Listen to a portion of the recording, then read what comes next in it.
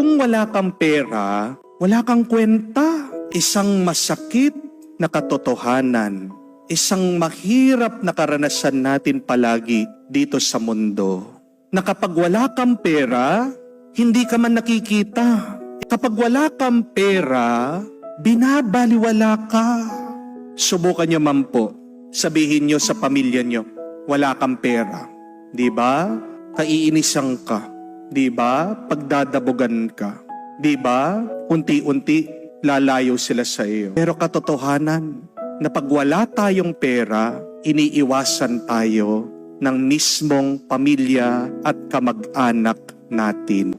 Makikita mo kung sino talaga yung tunay na nagmamahal sa iyo. Pag wala kang pera, kung sining mananatili, kung sining tatanggap sa iyo, yun yung totoo, tapat at tunay na nagmamahal sa iyo.